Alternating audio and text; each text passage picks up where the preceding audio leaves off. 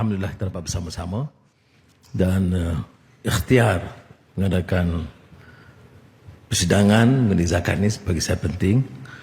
Zakat ini institusi unggul dalam membina kekuatan ekonomi yang juga memikirkan soal kesenjangan dan kemiskinan. Kita harus bertanya, kalau siapa yang biasa dengan fiqh zakah, di antara kaya penting dalam memahami zakat yang dikupas oleh Syekh Yusuf Qaradawi, dia tidak harus dilihat sebagai institusi biasa.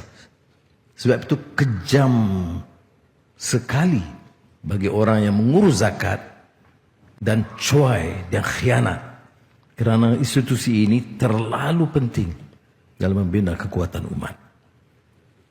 Bayangkan peperangan diisytiharkan bagi orang yang mungkin mengaku dia salat, dia beriman, tapi enggan membayar zakat bagi sistem, kerana akan melemah, longlaikan sistem zakat ini. Zakat ini bukan saja soal pendapatan negara, tetapi institusi yang dikaitkan dengan kemiskinan. Sebab itu kalau tanya saya dalam bicara soal zakat di negeri-negeri ini, walaupun di bidang kuasa negeri, saya tidak boleh terima kenyataan negeri yang boleh kumpul dana zakat yang besar, tetapi masih ada kelompok miskin tegar. Ya. Saya ambil alih tahun lalu, lebih setahun yang lalu, di wilayah persekutuan, saya arahkan, bagilah teori apa, penjelasan apapun, selagi ada rakyat di Kuala Lumpur masuk kategori miskin tegar, selain daripada langkah-langkah lain daripada kerajaan, saya nak zakat itu dimanfaatkan sepenuhnya. Tunggak zakat ini dalam sistem Islam itu terokai kalau tidak dapat dipertahankan. Sebab itu kita kenal dengan Khalifah Umar Abdul Aziz yang disebut Umar Al-Thani. Itu kerana ya zuhudnya, waraknya, tetapi kerana tata kelolanya. Sebab itu bila orang meremehkan isu tata kelola dalam negara ini, terutama kalau orang yang dikaitkan dengan Islam, serban itu saya tidak peduli. Bagaimana boleh remehkan soal tata kelola? Zakat itu tegak kerana tata kelola yang baik. Umar Abdul Aziz itu mampu mengendali, mengurus ekonomi wilayah Islam yang besar, bukan di sekitar Jazirah Arab, Mesir, Syria, sampai ke Azerbaijan. Itu kerana tata kelolanya yang par excellence.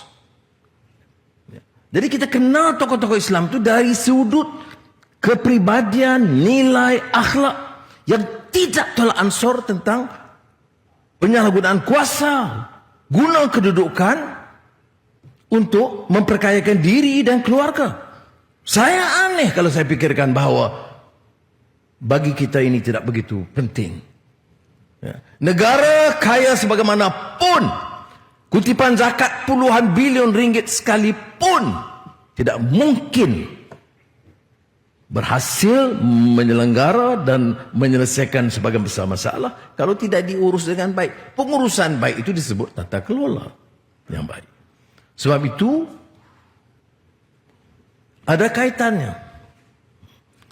Institusi zakat itu harus diurus dengan baik. Maknanya prinsip tata kelola. Setiap sen yang digunakan, wang yang dikutip atas nama zakat, itu mesti dipertanggungjawabkan.